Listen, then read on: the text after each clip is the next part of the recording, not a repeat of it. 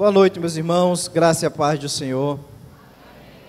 Já fomos muito abençoados desde o sábado à tarde, aqueles que estiveram aqui, principalmente as mulheres, tenho certeza que já foram muito abençoadas. E nós pedimos a Deus que hoje também a gente encerre essa conferência ouvindo a voz do Senhor, que possamos ser edificados por sua palavra. Olhem para essas imagens, meus queridos. Prestem atenção a essas imagens. Quais são os sentimentos que são despertados em vocês? Quais são as emoções que afloram nos seus corações? Talvez desconforto, talvez angústia, tristeza, não sei. Olhem. Agora, observem essas outras imagens. Mudou o sentimento? Houve alguma diferença em relação às imagens anteriores?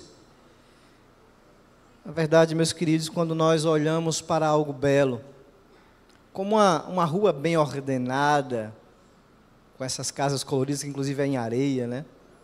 Como uma paisagem belíssima, ou uma obra-prima do Michelangelo, a Pietà, nós somos tomados por uma sensação de admiração, sensação às vezes até de paz e de alegria. Essas imagens parecem tocar algo profundo em nós, como se nos conectassem com uma realidade maior, mais harmoniosa. Por outro lado, quando nós estamos diante de cenas que mostram desordem e feiura, nós sentimos desconforto, nós sentimos tristeza e até angústia nos nossos corações. E eu pergunto para vocês, por que isso acontece? E se isso não aconteceu, talvez você tenha que repensar, né, algumas coisas aí. Se você admirou as primeiras imagens, por que isso acontece? Roger Scruton, um filósofo dos nossos tempos, ele em inglês, inclusive morreu há pouco tempo atrás, se não me engano, em 2020, ele disse num dos seus livros, chamado Beleza, onde ele discute mais filosoficamente essa ideia de beleza, ele diz o seguinte: obras belas são arrebatadoras. Elas ocultam de nós admiração e reverência e nos enchem de um deleite despreocupado e reconfortante.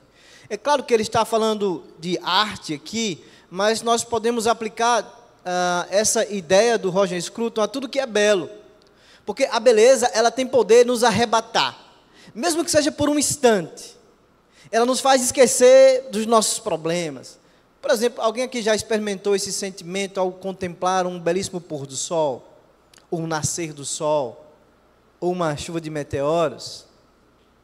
Alguém aqui experimentou esse sentimento de esquecer, inclusive onde estava, com quem estava, dos seus problemas, de suas dores, diante de uma apreciação de uma obra belíssima de arte? Ou quando você ouviu sua música predileta? Espero que não seja esses pancadões aí. Mas por que a beleza nos afeta tanto? E por que a feiura, ela nos causa náusea, ela nos incomoda, ela traz caos e desordem? A resposta, meus queridos, está na maneira como fomos criados. Deus, o arquiteto, o supremo arquiteto de todas as coisas, nos dotou dessa capacidade de reconhecer e apreciar a beleza. Ele mesmo, quando estava criando todas as coisas, em alguns momentos da criação, a palavra de Deus diz que quando ele olhou, ele viu que era bom. O interessante é que a palavra ali no hebraico, bom, ela traz um significado de belo, de beleza. Quando Deus criou todas as coisas, ele viu que havia beleza. Quando ele criou tudo com beleza. Ele é o supremo arquiteto de todas as coisas. Ele criou a beleza para que ela pudesse expressar quem Ele é, a sua gloriosa beleza. Mas Ele não só criou a beleza, Ele também nos dotou de capacidade de reconhecê-la. Vocês terem uma ideia, nós temos a capacidade de enxergar 10 milhões de tonalidades de cores diferentes. 10 milhões. Quando nós olhamos para a natureza e nós enxergamos ali os vários tons de verde, veja, Deus poderia ter feito tudo apenas com uma cor só ou duas cores. Mas olharmos para o verde, e aí a gente pesquisando como nós somos afetados pelo verde, né? A gente conclui que, aqueles que estudam isso, que a cor verde, ela é uma cor que traz pacificidade, ela é pacífica, ela traz relaxamento, ela traz harmonia, estabilidade, ela traz efeito calmante e refrescante. Olha que interessante. Por isso que nos hospitais a gente vê hoje, né? Antigamente era somente o branco, agora nós vemos as pessoas de verde, né? E Deus, na sua infinita bondade, criou a natureza com uma expressividade maior do verde, e de vários tons de verde. E não só isso, Ele nos dotou para enxergar essas cores. Ele poderia nos dotar apenas com a possibilidade de enxergar 10 cores, sem tonalidades de cores, já seria muito bom, mas não, Ele nos dotou com a possibilidade de enxergar 10 milhões de tonalidades de cores diferentes. Que maravilha, meus queridos. A feiura, ela não deveria fazer parte da criação, mas infelizmente, como consequência do pecado, como consequência da queda, ela agora faz parte deste mundo. E o pecado, eu diria que é a suprema fealdade. Ele é o causador de toda desordem. O pecado, ele desestrutura, ele desorganiza. O pecado, ele cria o caos, ele cria confusão. Embora a feiura passasse a ser uma realidade no mundo, e isso é uma grande verdade, a nossa capacidade também foi afetada de produzir beleza. Por isso que nós vemos imagens como aquela escultura e daquelas pessoas. Mas, graças a Deus, ainda que o pecado tenha afetado essa nossa capacidade de produzir o bom, o belo, ele não afetou totalmente. E Deus nos dotou não apenas com essa capacidade ainda de produzir o bom e o belo, mas também de reconhecer beleza, de também contemplarmos o belo. Um grande novelista, contista e ensaísta russo, o Fyodor Dostoiévski, que viveu no século XIX, é considerado um dos maiores literatos de todos os tempos. Ele tem algumas obras famosas, Crime e Castigo talvez seja a maior delas, a mais famosa, mas tem também uma novela chamada O Idiota. E uma grande frase dita por um grande personagem dessa novela ficou famosa, e é até hoje objeto de discussão, de tese, né? A frase foi: a beleza salvará o mundo.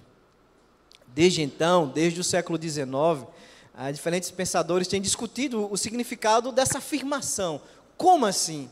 Como a beleza salvará o mundo? Alguns dizem que a ideia aqui é renunciar à fé. Alguns entendem que somente o belo, esteticamente falando, somente o artístico, o poético, o lúdico, aquilo que é prazeroso pode dar significado à vida. Somente a poesia, na poesia se encontra consolo, na literatura, na música, nas artes plásticas e nas artes dramáticas de forma geral, dizem alguns. Dostoiévski queria dizer isso, que a beleza salvaria, a beleza da arte, a beleza estética salvaria o mundo. Outros entendem que aquilo que aquele personagem queria dizer, que Dostoiévski falou, a ideia era em termos de beleza do amor, a beleza da generosidade, a beleza da solidariedade, a beleza de uma causa nobre pela qual nós podemos morrer ou viver. Mas o que é que a palavra de Deus tem a dizer sobre isso? Será que para Deus realmente a beleza importa? A estética? Será que existe beleza mais importante do que a beleza estética? E será que realmente a beleza salvará o mundo? Nós vamos falar hoje à noite um tema, a beleza que mais importa. Esse tema será exposto à luz de Provérbios 31, 30, que diz assim a palavra de Deus: a formosura é uma ilusão, e a beleza acaba. Mas a mulher que teme o Senhor, e aqui o homem também, né, se enquadra, mas a mulher ou o homem que teme o Senhor Deus será elogiado. Senhor Deus, nós te agradecemos por tudo que já foi dito, cantado, Senhor. Nós te agradecemos porque estamos aqui com o teu povo para juntos ouvirmos a tua voz. Fala conosco, Pai. Acalma o nosso coração, Senhor. Que possamos estar atentos e cativos à Tua palavra. Que a Tua palavra possa produzir frutos em nossa vida para a Tua glória. Me usa como instrumento em Tuas mãos, ó Pai, apesar de quem eu sou.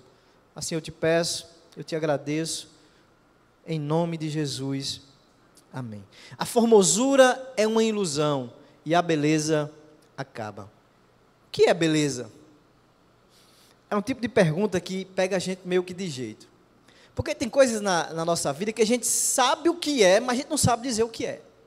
Talvez se eu perguntar a você o que é beleza, você diga, beleza é um dia de chuva na terra seca. Beleza é o pôr do sol numa tarde de verão ao lado da pessoa amada. Beleza talvez seja a minha casa arrumada, o meu jardim é beleza. Beleza é a minha esposa, e no meu caso é mesmo. Viu? Beleza é ouvir uma canção preferida. Mas o fato é que, ainda que a gente não saiba definir, há uma definição de beleza. Essa definição, ela vem de longínquos tempos, lá entre os gregos, que, discutindo sobre isso, disseram que beleza é harmonia, é proporção, é ritmo, é ordem. Isso é beleza. Onde falta harmonia, onde falta proporção, ritmo e ordem, aí não há beleza. Se a gente lembrar as imagens que nós vimos ali, a desordem, ao contrário da beleza, é feiura. Beleza é aquilo que gera, que está em ordem, né? Tem proporção, tem ritmo. No caso, nós não cantamos, mas os irmãos aqui demonstraram isso muito bem ao cantar. Imagina se o baixo tivesse uma outra nota diferente da guitarra, e o baterista estivesse tocando um rock, quando na verdade era a música mais lenta. Imagine como isso doeria os nossos ouvidos, ou seja, faltaria harmonia. E a origem da palavra beleza, ela está relacionada também àquilo que é bom. Ela está intrinsecamente conectada àquilo que é bom, ao bem. Tomás de Aquino vai dizer que algo para ser belo, ele vai dizer que deve ter alguns requisitos, que está dentro daquilo que a gente falou anteriormente, entre eles a integridade, por exemplo. Como assim integridade? Algo para ser belo tem que estar pleno. Se eu pegar uma flor aqui na minha mão esquerda e pegar uma outra flor parecida com essa, sem maioria das pétalas, e perguntar para vocês qual é a mais bela, certamente vocês dirão que a que está completa. Beleza tem a ver com integridade, com completude, com pleno. E também tem a ver com harmonia, como nós já falamos aqui. Então, Deus é o Criador de toda a beleza. Ele é o maior Criador de toda ela. Ele não só criou, mas Ele também nos dotou de possibilidade de criar e de apreciar. Ele estava tão preocupado com a beleza, mostrando, e quando nós olhamos para a criação, percebemos isso, e não somente na criação, mas nós podemos perceber isso ao longo de toda a história da Bíblia.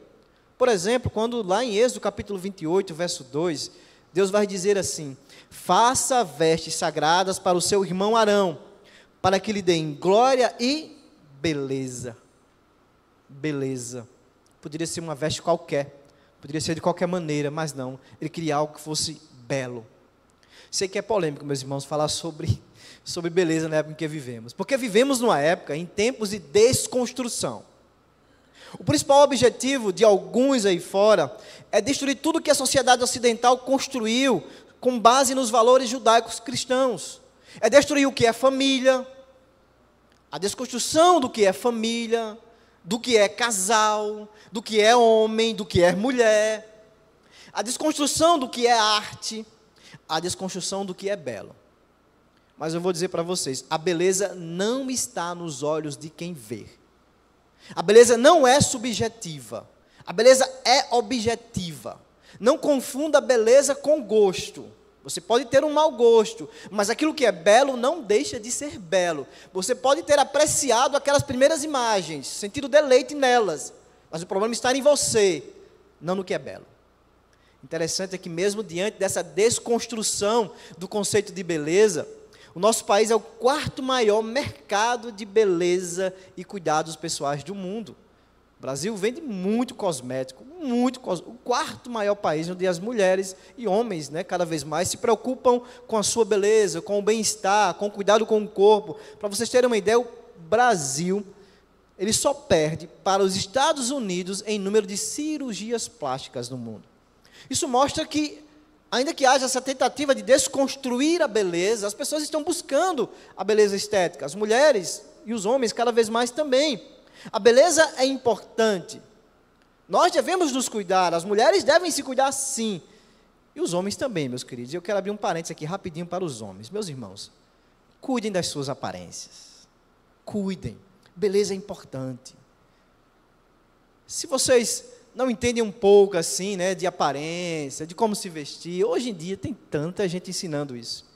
E às vezes eu vejo, né, alguns homens assim, aqui na igreja mesmo, né, que a calça parece que era do bisavô dele, a camisa era do tataravô, né, que não veste bem, e é todo caído, e a calça quase arrastando no chão. Cuidem-se, homens. Se perfumem. As mulheres gostam também dos homens bem cuidados, bem vestidos, perfumados, cheirosos, né? Aparem seus pelos, botem um perfume, se vistam melhor. Nisso as mulheres dão um show na gente. Dão um show. Dão um banho. Dizem por aí que as mulheres não se arrumam para os homens. Dizem por aí que as mulheres se arrumam para outras mulheres, para serem julgadas pelas outras mulheres, né? Mas eu acho que isso não acontece aqui entre vocês, não. Isso não acontece, não. A verdade é que o nosso corpo é sim templo do Espírito Santo. E como tal, nós devemos cuidar bem dele. Comer saudavelmente, tomar os remédios que forem necessários, né? Nós não podemos também negligenciar a nossa aparência. Deus é o Deus de beleza. O arquiteto da beleza não é contra uma mulher arrumada, penteada, cheirosa. Deus é um Deus de ordem, não de bagunça. É claro que existe um limite, nós vamos falar sobre isso aí, entre a vaidade, né, e a busca por se arrumar. A vaidade e tudo mais. Mas, ao contrário do que na Idade Média muito a Igreja Católica dizia, né, que a beleza era uma maldição, pra você ter uma ideia, às vezes as mulheres belas, elas eram rejeitadas, né? Elas eram desconsideradas porque elas tinham sido amaldiçoadas por sua beleza, porque a beleza atrai os olhos das pessoas, né? Mas essa não é uma verdade, meus queridos. Deus é um Deus de beleza. A beleza está na ordem e não no caos. O texto aqui, ele deseja nos lembrar que, embora a beleza seja importante, e ela é para Deus, devemos sim nos cuidar, a nossa vida não deve estar fundamentada nessa busca. Você não deve viver, homem, principalmente mulher, em função da sua aparência. E o sábio, ele vai dizer por quê. Ele diz, não viva a sua vida em função da busca pelo corpo perfeito. Não viva a sua vida em função da busca pelo rosto perfeito. Não invista todo o seu tempo, o seu dinheiro, achando que encontrará sentido na beleza, porque ela passa. É arriscado demais viver em função da aparência. Porque por mais que as coisas avancem a cada dia, né, há vários as esteticistas de plantão aí poderiam falar muito melhor, mas há várias possibilidades de melhorar a aparência, né? A verdade é que tudo isso pode sim retardar o envelhecimento, pode sim ajudar você a ficar mais bonita e pode até demorar. Pode até demorar para você mais do que a sua vizinha que não tem tantos recursos assim. Mas, minha querida, assim como a flor murcha, essa beleza um dia vai passar.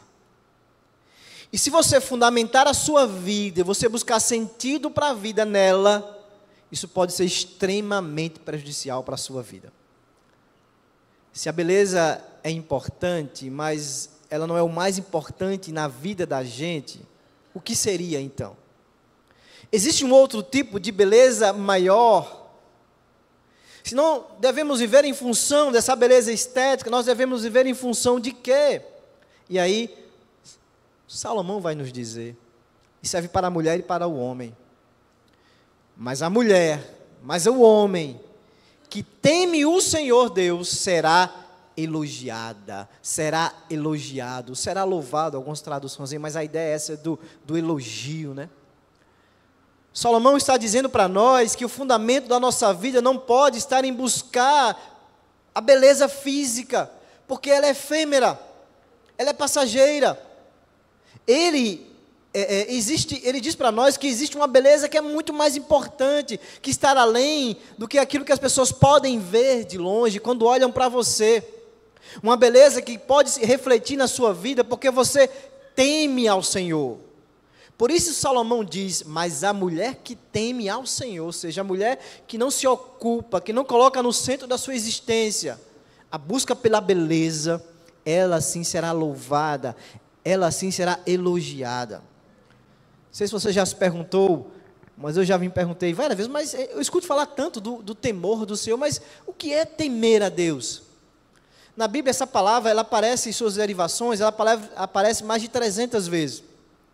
E quando falamos em temer, normalmente nos vem a ideia de medo, de pavor. Eu tenho medo, né, de alguma coisa, e essa palavra, ela pode ser sim usada, e algumas vezes na Bíblia, ela realmente significa essa ideia de medo, mas esse aspecto do temor, do medo, do pavor do Senhor, ele deve ser um sentimento presente, não na vida do crente, mas na vida dos ímpios. Somente aqueles que não foram ainda reconciliados com Deus por meio de Cristo Jesus, sim, estes devem temer a Deus, estes devem ter medo, terem pavor do justo juiz, que está irado contra o pecador. Para eles, temer ao Senhor é temer sua santidade, é temer a sua justiça, que se manifesta inclusive na sua ira vindoura. Lá em Salmos 76:7 vai dizer, tu és temível, e quem subsistirá à tua vista, uma vez que te irares?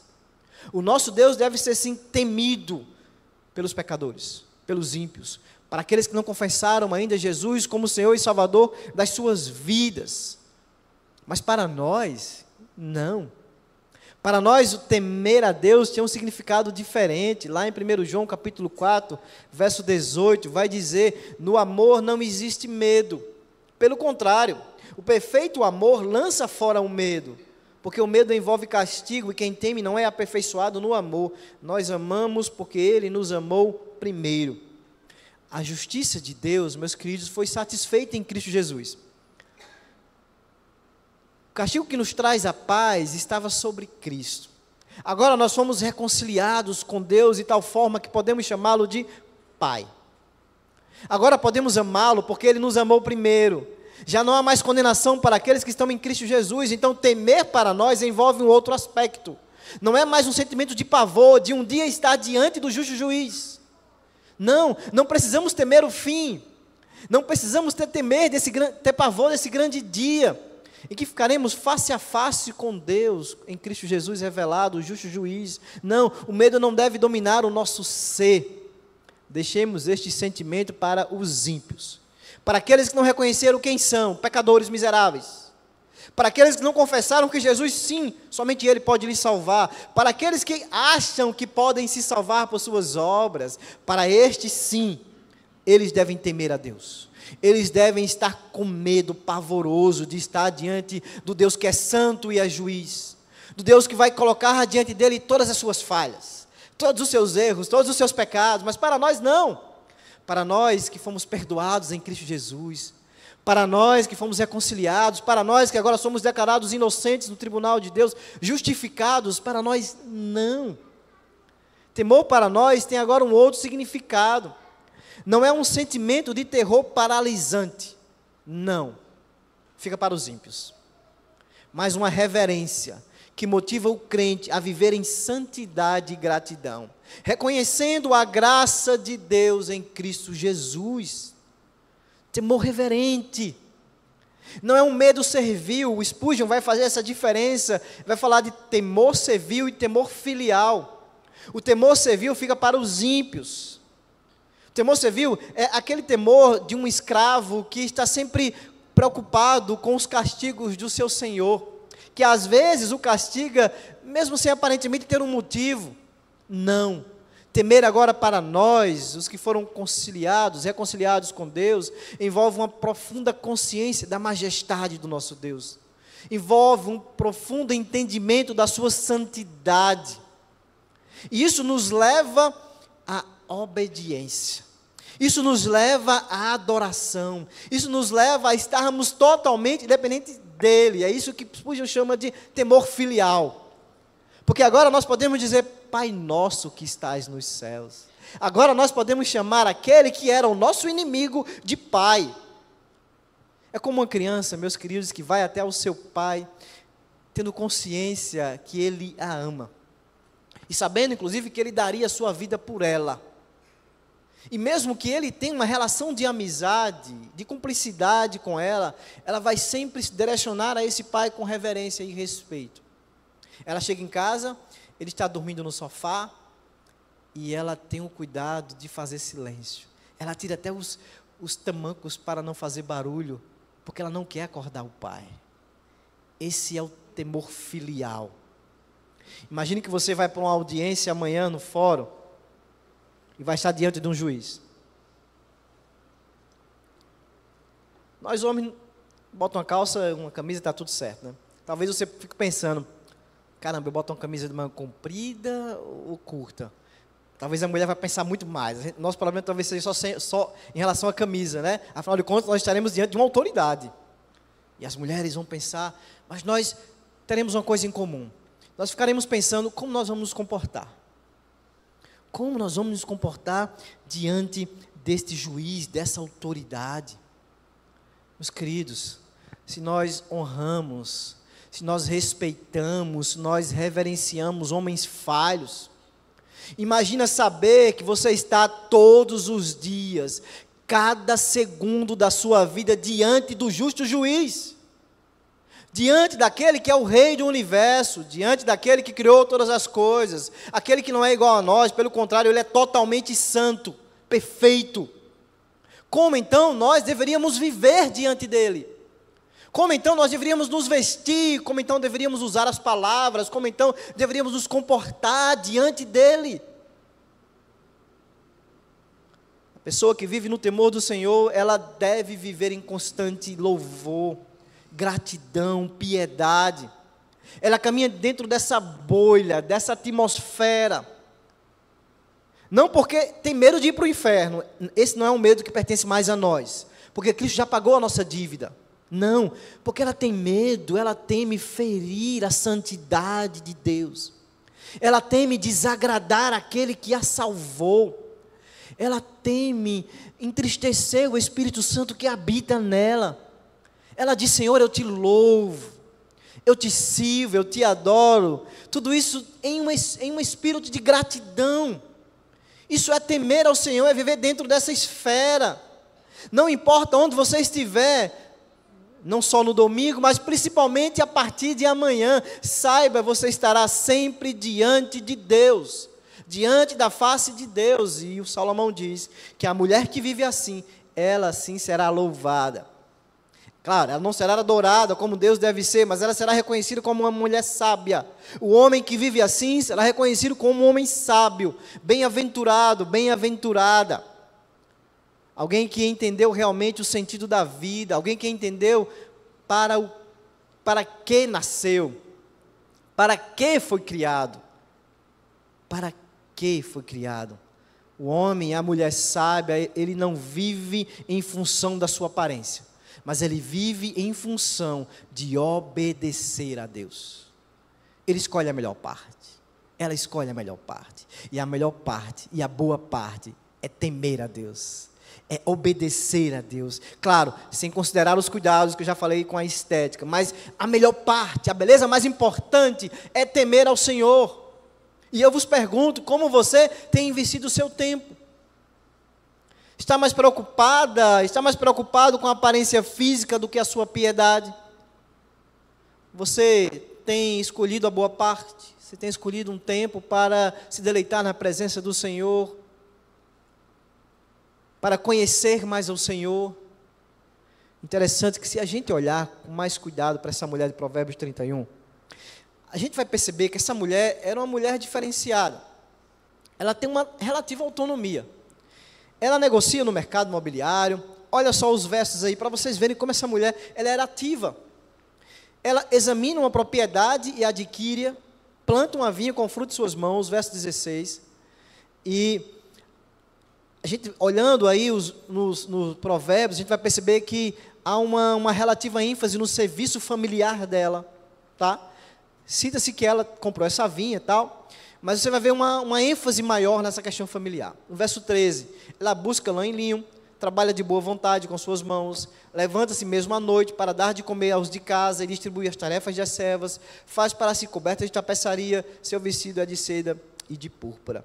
Interessante que essa mulher, ela está pronta para servir. E ela está pronta para servir fazendo coisas que mais enfeiam ela do que embelezam.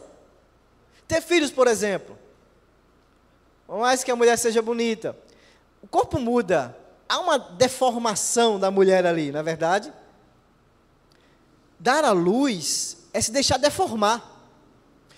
É se deixar deformar, porque a mulher sabe que o Senhor, Criador de toda beleza, assim o deseja. A mulher sabe, a mulher que teme a Deus sabe, que é mais importante gerar uma vida, obedecer a Deus, que diz crescer e multiplicai-vos, do que atentar para a sua aparência. É mais importante obedecer a Deus. Infelizmente, meus queridos, infelizmente, nós temos visto mulheres rejeitando esse tão sublime dom de gerar uma vida. Algumas, por causa disso que eu falei, eu vou deformar meu corpo nada, eu prefiro adotar um animal. Eu não vou nem falar sobre isso aqui ainda, hoje não. E assim vivem em desobediência ao Criador, que disse, crescer e multiplicai-vos. São mulheres que valorizam mais a beleza estética do que o temor ao Senhor. Outras dizem, não, eu não vou ter filho porque vai atrapalhar a minha carreira. Porque para mim, importa mais ter sucesso na minha carreira, se dar bem profissionalmente, do que obedecer a Deus. Para mim, o que vale é a minha vontade, não a vontade de Deus. A mulher de Provérbios, ela mantém a lamparina acesa durante a noite. Veja só, ela acorda primeiro do que todo mundo. Ela está sempre ligada na lamparina. E certamente essa mulher vai acordar com olheira. Veja, ela escolhe obedecer a Deus muito mais do que as preocupações estéticas. Não que isso não possa ser feito, como eu já falei, mas o que importa mais para ela é obedecer a Deus, ainda que isso deforme o seu corpo, ainda que isso traga olheiras, mas ela serve. Porque ela não busca a aprovação dos homens, ela não busca a aprovação do espelho, ela busca a aprovação de Deus. É Ele que mais importa. Minha irmã, meu irmão, nada vale a sua beleza física se você não temer a Deus. Absolutamente nada. Sua beleza física vai por água abaixo quando da sua belíssima boca aí, cheia de produtos e tudo mais, que você ajeitou, sai um palavrão. Sai uma murmuração. Sua beleza não vale nada diante de Deus se você usa seu corpo para o sexo promíscuo, longe da vontade de Deus. Se você usa o seu corpo para chamar a atenção dos outros, de nada vale a sua beleza. Deixa eu te fazer umas perguntas. Onde você tem investido mais o seu tempo e recursos? Na beleza exterior ou no crescimento espiritual? Você tem buscado ler a palavra, você tem orado ao Senhor, você tem tido um momento com o Senhor, você tem buscado a comunhão dos santos com os irmãos, como suas escolhas no seu vestuário, elas refletem um estilo de vida, refletem os seus valores e refletem se você teme a Deus ou não. Em que áreas da sua e da minha vida nós precisamos cultivar um temor do Senhor maior? Provérbios 9, 10 vai dizer: o temor do Senhor é o princípio da sabedoria. Nenhuma sabedoria humana tem valor, meus queridos, se ela não for precedida pelo temor ao Senhor. Porque quando nós tememos a Deus, nós reconhecemos que Ele é maior do que nós. Nós reconhecemos que Ele governa sobre todas as coisas e que a Sua palavra, ela é o guia perfeito para a minha vida. Ela é o guia. Eu não preciso ouvir as vozes, como o pastor falou ontem, outras vozes da cultura, não. Ouça a voz de Deus, ouça a Sua palavra. Ela vai te guiar para o caminho certo. Embora nós, que já fomos reconciliados com Deus, não tenhamos um pavor, um medo de nosso Deus, tem um texto aqui em Filipenses que é muito interessante, e eu não poderia deixar de falar. Porque nós devemos sim ter um temorzinho de Deus, sabe aquele medinho assim? Pois é, olha o que é que Paulo diz aqui. Assim, pois, amados meus, como sempre obedecestes, não só na minha presença, porém muito mais agora na minha ausência, desenvolvei a vossa salvação com temor e tremor. Esse texto é para nós, é para crentes, é para quem já foi reconciliado com Deus, é para quem já entendeu que é pecador e precisa de um Salvador. Sabe por quê, meus queridos? Nós devemos desenvolver a nossa salvação com temor e tremor, porque nós estamos diante daquele que é justo juiz, daquele que disciplina aqueles que ama.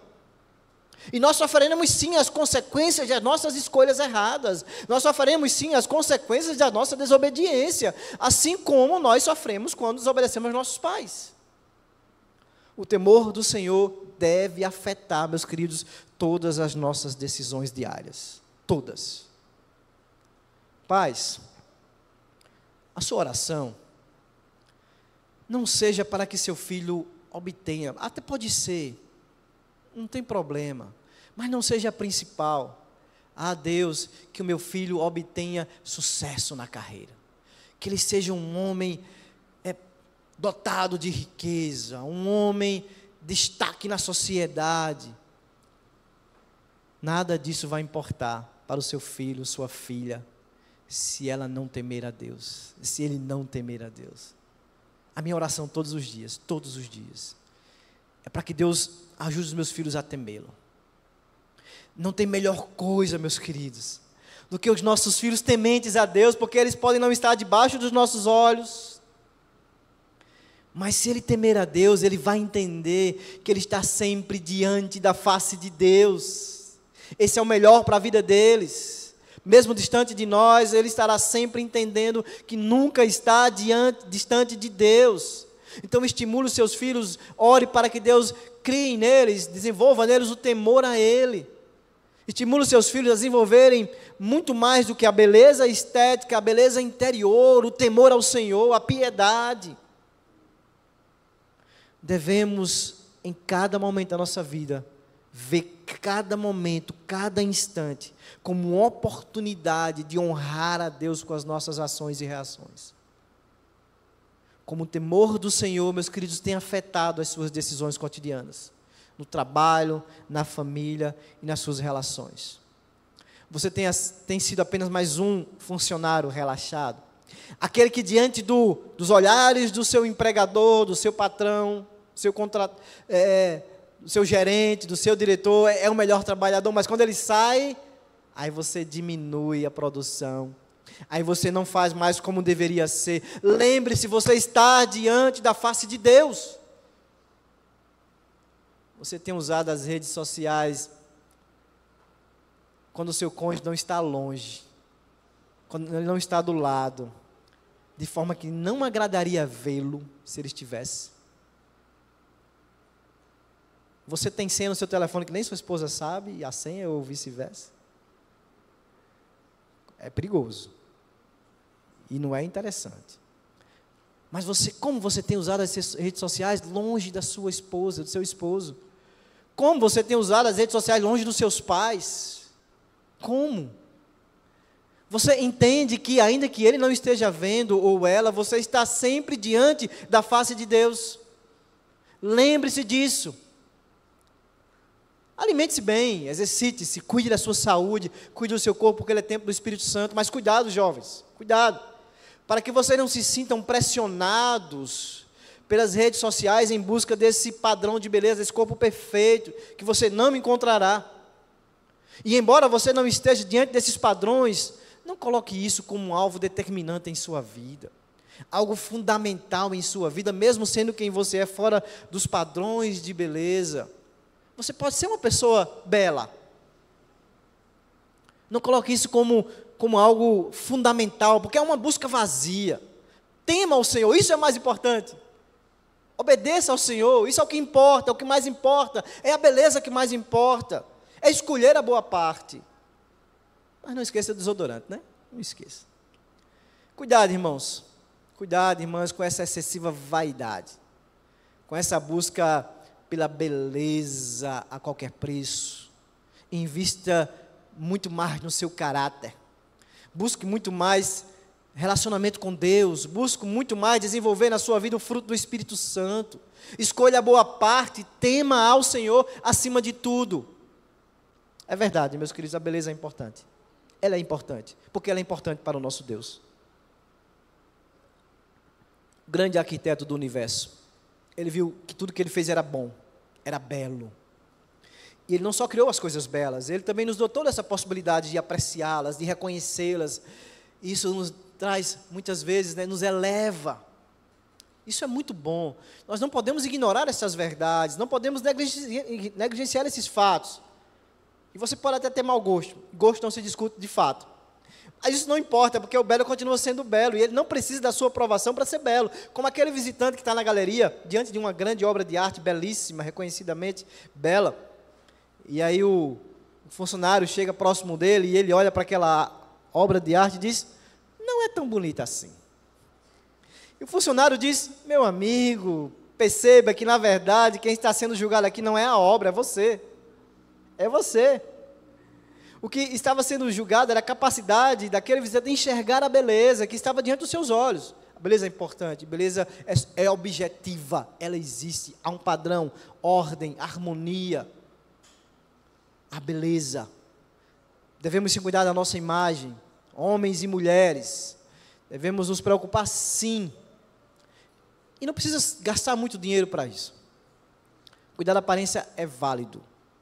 Mas existe uma beleza mais importante, não esqueça. A beleza do temor ao Senhor. O temor do Senhor, que não é esse medo do servil, não. Como um escravo que tem medo do seu Senhor, tem medo de ser castigado por Ele, mesmo sem um real motivo, não.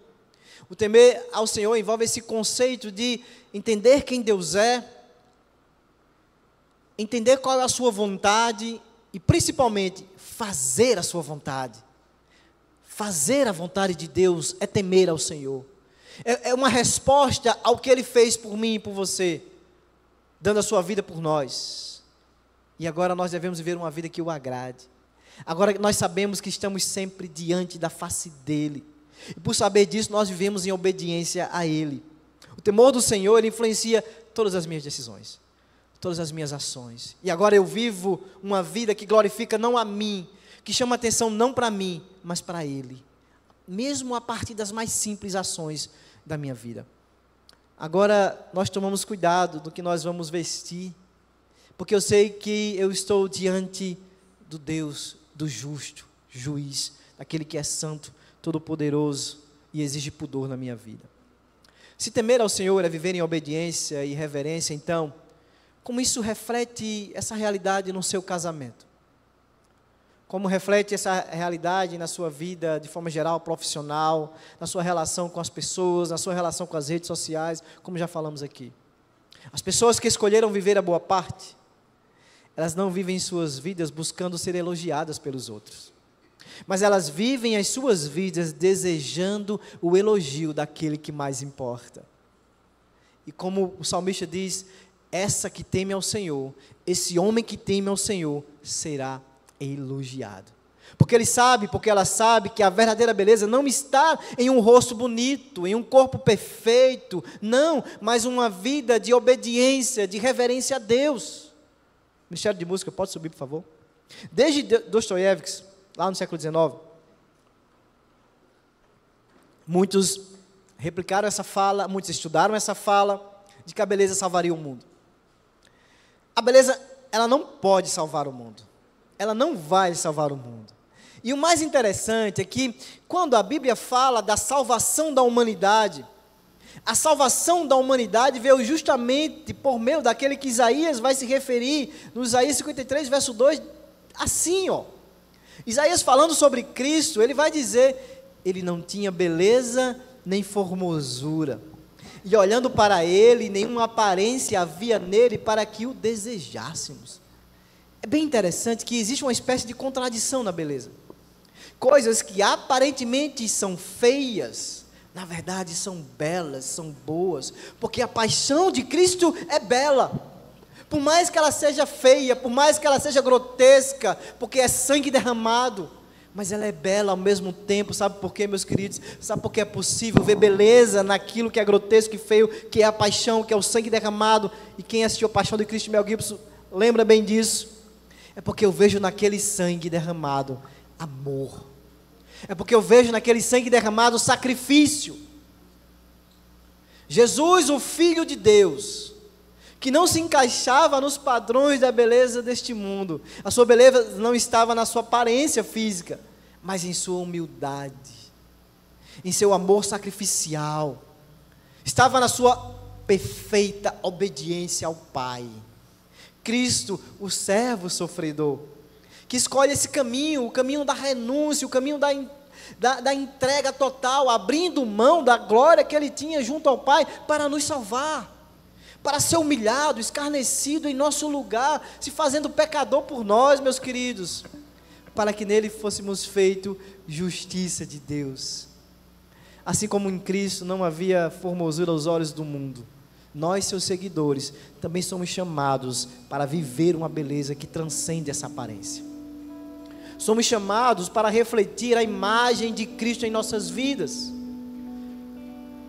manifestando o caráter de Cristo, manifestando o fruto do Espírito Santo, o amor, a alegria, a paz, a paciência, a amabilidade, a bondade, a fidelidade, a mansidão e o domínio próprio. A beleza que salva é a beleza do caráter transformado por Deus, que agora vive em temor e obediência a Ele. É essa beleza que salva.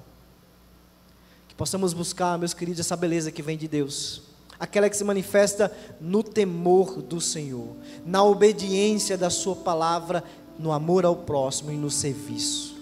Que a nossa vida seja um reflexo dessa beleza, da beleza de Cristo, que não se esvanece com o tempo, que não murcha com o tempo, mas que permanece para sempre. E a nossa oração é que o Espírito Santo nos capacite a viver essa beleza que transcende, para que assim como Cristo, possamos ser luz no mundo e testemunhas do amor dele. Busca essa beleza que não passa, a beleza que vem do temor ao Senhor. Agora, meus queridos, para os ímpios, se tem alguém entre nós que ainda não entendeu a beleza de Cristo, que ainda não se rendeu a Cristo como seu e Salvador da sua vida, que olha para dentro de si mesmo e o que vê é feiura, é pecado, é escuridão, por mais que saiba que deve fazer aquilo que é bom, não consegue fazer, pelo menos não como Deus exige, porque Deus exige perfeição. Para você há esperança, é só confessar os seus pecados, é só se lançar diante de Cristo, dizendo: eis-me aqui, Senhor. Eu enxerguei a beleza de Cristo, eu enxerguei a beleza da crucificação, eu enxerguei a beleza do Cristo Redentor, do Cristo que pagou os meus pecados. Eu me enxerguei, eis-me aqui com minha feiura, para que tu possas me transformar dia a dia segundo a beleza de Cristo. Para você há esperança. Confesse Jesus como Senhor e Salvador da sua vida. Vamos ficar de pé, vamos cantar ao Senhor, vamos cantar a mesma canção que cantamos, falando do temor, falando de que Ele virá, porque o nosso Rei virá, o nosso justo juiz virá no dia julgar os vivos e os mortos. Eu me prostro aos teus pés, eu me rendo a quem tu és, me aproximo em temor, atraído por teu amor.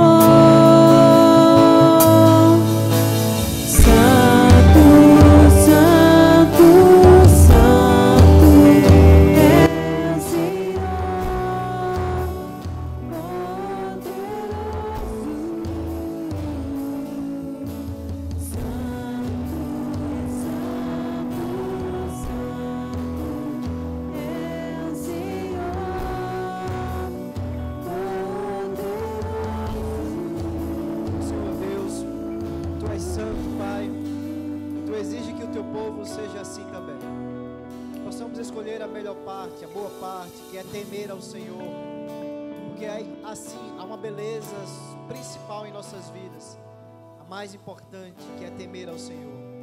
É claro que não podemos ser negligentes com a nossa estética, mas o mais importante é sermos servos teus, obedientes à tua palavra. Então nos ajuda, Senhor, a sermos melhores servos, a sermos melhores esposos, melhores esposas, melhores filhos, sabendo que o Senhor está sempre diante de nós, a tua face está sempre diante de nós. Ainda que estejamos sozinhos no nosso quarto, sozinhos no banheiro, sozinhos em qualquer lugar, Senhor, o Senhor está diante de nós. Que possamos ter reverência, honra, temor ao Senhor e fazer a tua vontade e não a nossa em nossas vidas. Nos ajuda, Pai, porque somos fracos, mas agora há um Espírito Santo habitando em nós, nos capacitando, nos ajudando a nos conformar à tua palavra e à tua vontade. Se porventura nós cairmos, Senhor, Ele nos ajuda a levantar, mas que nós não possamos jamais deixar de te obedecer, desistir, que possamos ser vistos, elogiados diante do Senhor, que não pelos homens, porque os homens serão contrariados com as nossas escolhas, seremos vistos como os retrógrados, ó Senhor, mas nós queremos ser bem vistos por Ti, não pelo espelho, não pelos homens, mas por Ti. Nós queremos ser elogiados por Ti. Se queremos ser elogiados por Ti, devemos viver uma vida de obediência e temor ao Senhor. Nos ajuda, Pai, nos perdoa porque muitas vezes não somos, e nos ajuda a viver uma vida conforme a Tua vontade, para a Tua glória, não porque temos medo de ir para o inferno, não, porque não iremos, estamos garantidos na obra perfeita de Cristo em nosso lugar. Mas o que nos move a te obedecer, a ter um temor reverente, é um espírito de gratidão do Cristo que morreu em nosso lugar, que viveu a nossa vida e um dia retornará para julgar vivos e mortos. Obrigado, Senhor, porque em Ti nós temos a garantia de que não seremos condenados neste grande dia. Converte almas, converte pessoas essa noite, aqueles que ainda não entenderam, que o Senhor possa fazê-los enxergar a beleza de Cristo, do Evangelho, que diz que há esperança para o pecador, há esperança para aquele que admite que precisa de um Salvador, que sabe que deve fazer o correto, mas não consegue, mas o faz enxergar Cristo, a cruz de Cristo, a beleza de Cristo, a sua obra perfeita em seu lugar, fazendo aquilo que somente Cristo poderia fazer, obedecendo perfeitamente a Deus. Converte pessoas, Senhor, aqueles que estão aqui e não te conhecem, aqueles que estão nos assistindo nesse momento. Restaura corações, para que esses corações possam viver agora no temor do Senhor. Em nome de Jesus nós te pedimos.